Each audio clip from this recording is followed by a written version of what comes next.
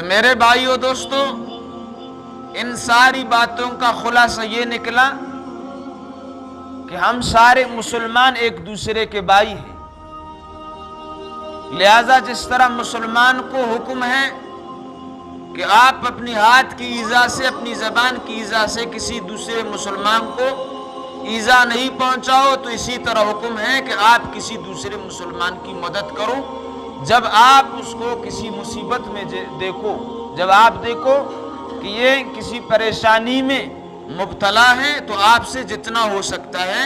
آپ اس کی مدد کرو۔ اس پر آپ علیہ الصلوۃ والسلام کی پوری سیرت اور صحابہ کرام کی پوری زندگی، تابعین اور بزرگان دین کی پوری زندگی گواہ ہے۔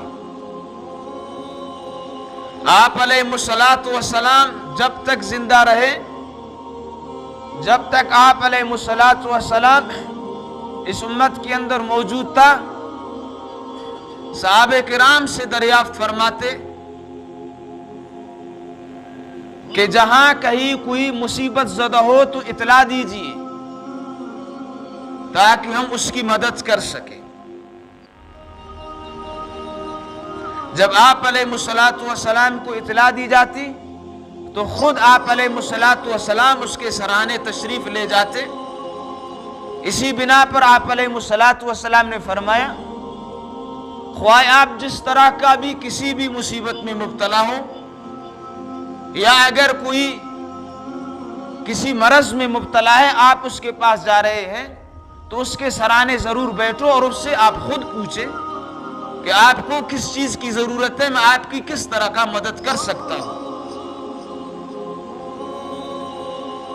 تو میرے بھائیو دوستو، جناب رسول اقدس صلی اللہ علیہ وسلم کی یہ مبارک سیرت اور قرآنی آیات مجھے اور آپ کو حکم دیتے ہیں کہ آج اگر امت مسلمہ سیلاب کے اندر پھنسا ہوا ہے، بے یار مددگار ہے، ان کے گھر گر گئے ہیں، مکانات منہدم ہو گئے ہیں، ان کے پاس کھانے کو کچھ بھی نہیں ہے، ان کے پاس پہننے کو کچھ بھی نہیں ہے، ان کی مال مویشی سارے کے سارے پانی میں بہہ گئے، ان کی جو فصل اور کھیتی انہوں نے جو بنائی ہوئی تھی وہ سارے کے سارے سیلاب کی زد میں آ گئے ہیں، ان کی جانی نقصانات ہو چکا ہے۔ لہذا بحیثیت ایک مسلمان کی اگر اللہ رب العزت نے ہمیں کچھ دیا ہے تو ہم اس طرح کے ضرورت مندوں کی خود تلاش کریں، خود ان کے پاس جائیں، جتنا ہو سکتا ہے مالی جانی ان کے ساتھ تعاون کریں۔ اس بنیاد پر نہیں کہ وہ ہمارے قبیلے سے ہے، اس بنیاد پر نہیں کہ ہماری اور ان کی زبان ایک ہے، اس بنیاد پر نہیں کہ وہ ہمارے اہل علاقہ ہے، نہیں، صرف اس بنیاد پر کہ وہ کلمہ گو مسلمان بھائی ہے، اس وقت وہ مصیبت زدہ ہے، وہ پریشان حال ہے، میرا فرض بنتا ہے، میرا ذمہ داری بنتا ہے کہ میں ایسے لوگوں کا مدد کروں۔ آپ علیہ الصلوۃ والسلام نے فرمایا، مسلمان وہ کجسد واحد، امت مسلمہ ایک جسم کی مانند ہوتی ہے، جیسے کہ یہ میرا ایک جسم ہے، ان استقاء عینہ استقاء کلہ، اگر جسم میں آنکھ کے اندر درد ہوتی ہے تو پوری جسم بے قرار ہوتی ہے، ان استقاء راسہ استقاء کلہ، اگر سر میں درد ہوتی ہے تو پوری جسم بے قرار ہوتی ہے۔ اس کی وجہ سے وہاں پھر یہ فلسفہ نہیں چلتا کہ ہاتھ یا پاؤں، سر اور آنکھ سے یہ کہہ دیں کہ درد تو تمہاری ہے، ہم تو سو جائیں گے، یا زبان یا جسم کے دوسرے اعضاء آنکھ اور سر سے یہ کہہ دیں کہ درد تو تمہاری ہے، ہم تو سو جائیں گے۔ آپ علیہ الصلاۃ والسلام نے بطور تمثیل بہترین انداز میں امت مسلمہ کی وحدت کو، امت مسلمہ کی درد کو، امت مسلمہ کی تڑپ کو، امت مسلمہ کی ایک ہونے کو بہت ہی خوبصورت انداز میں بیان فرمایا کجسد واحد، کہ ایک ہی جسم کے مانند ہے۔ اگر مشرق میں کسی مسلمان کو، کوئی بھی مسلمان تکلیف میں ہے، پریشان حال ہے، مصیبت زدہ ہے، تو مشرق کی مسلمانوں پر فرض بنتا ہے کہ اس کی مدد کرے۔ اگر مشرق میں کوئی مسلمان آفت زدہ، مصیبت زدہ ہے، تو مغرب کی مسلمانوں پر فرض ہے کہ وہ اس کی مدد کرے۔ لہٰذا میرے عزیز دوستو، یہ تو ہمارے پڑوس میں ہے، یہ تو ہمارے قرب و جوار میں ہے، ایک گلی کا بھی فاصلے نہیں ہوتا ہے۔ ساری مسلمان جو ہے اس وقت وہ ایک بہت بڑی کرب سے، ایک بہت بڑے تکلیف سے گزر رہے ہیں۔ جہاں تک ہماری آواز پہنچتی ہے، خدا را امت مسلمہ کی سرمایہ داروں سے، جن کو اللہ رب العزت نے اپنی خزانوں میں سے بہت کچھ دیا ہے، وہ نکلے ان مسلمانوں کی مدد کریں۔ ہاں البتہ حکومت کی تو فرض بنتی ہے، اس کی ذمہ داری ہے، جس طریقے سے وہ اگر سیلاب زدگان کو تعاون کر رہا ہے، سیلاب زدگان کے ساتھ،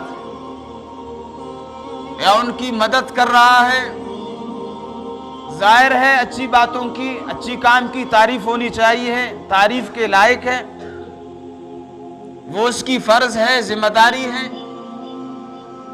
باقی ہمارے جتنے بھی صاحب حیثیت ہیں، وہ اس حدیث کو اپنی عمل میں لائے اور اس حدیث کے مصداق بنے۔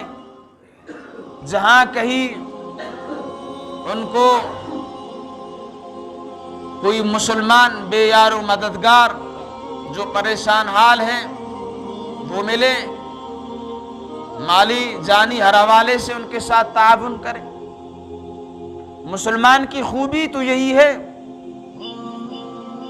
اس حدیث کے دوسرے جملے میں جو عبداللہ ابن عمر رضی اللہ تعالیٰ عنہ نے فرمایا، من کان فی حاجت اخیہ کان اللہ فی حاجتہ، جو مسلمان کسی دوسرے مسلمان کی مدد میں لگا رہتا ہے کہ میں اس کام کو مکمل کر دوں جو مجھ سے ہو رہا ہے اور مجھ سے ہو سکتا ہے، تو اللہ رب العزت اس کی مدد فرمائیں گے، اور اللہ رب العزت اس سختی سے اس کو نجات دلائیں گے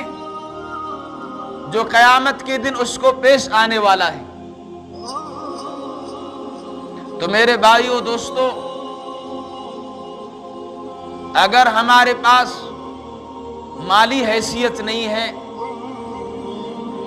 تو کم سے کم دوسروں کے پاس جائے جن کو اللہ رب العزت نے مالی حیثیت دیا ہوا ہے۔ جہاں کہیں آپ کو کوئی غریب، کوئی بیچارہ جس کو سب نے نظر انداز کیا ہو، جس کے پاس کوئی چیز نہیں پہنچا ہوا ہو، تو آپ کو بھی اللہ رب العزت نے زبان دی ہے، مجھے بھی اللہ رب العزت نے زبان دی ہے، ہاتھ دی ہے، تو ایسے لوگوں کی ہم مدد کریں۔ ہمارے بھائی ہیں، وہ اس وقت مصیبت زدہ ہے۔ حضرت فاروق اعظم رضی اللہ تعالیٰ عنہ خود اپنی کندھوں پہ آٹے کے بوری اٹھاتے اور گھر گھر تلاش کرتے، جو گھر ضرورت مند ہوتا وہاں آپ رضی اللہ تعالیٰ عنہ ان کی تعاون اور ان کی مدد فرماتے۔ ہم اور آپ فاروق اعظم رضی اللہ تعالیٰ عنہ کے پیروکار ہیں، اس کی شخصیت سے ہم متاثر ہیں، تو لہٰذا میرا اور آپ کا بھی فرض بنتا ہے، میرا اور آپ کا بھی حق بنتا ہے کہ حکومتی اداروں کی طرف دیکھنے کے بجائے خود اپنے مسلمان بھائیوں کی مدد کو نکلے اور ان کے لیے دعا کریں کہ اللہ رب العزت اپنی خزانوں سے، اللہ رب العزت کی خزانوں میں کسی چیز کی کمی نہیں ہے، اللہ رب العزت اپنی خزانوں سے ان کی جتنے بھی نقصانات ہوئے ہیں جانی یا مالی، اللہ رب العزت ان سب کی ازالہ فرمائے۔ اللہ رب العزت مجھے اور آپ کو ان باتوں پر عمل کرنے کی توفیق عطا فرمائے۔ جو متاثرین ہیں اللہ رب العزت ان کو صبر جمیل اور ان حادثات کو برداشت کرنے پر اللہ رب العزت ان کو اجر عظیم عطا فرمائے۔ اللہ رب العزت ہم سب سے راضی ہو۔ وآخر دعوانا ان الحمد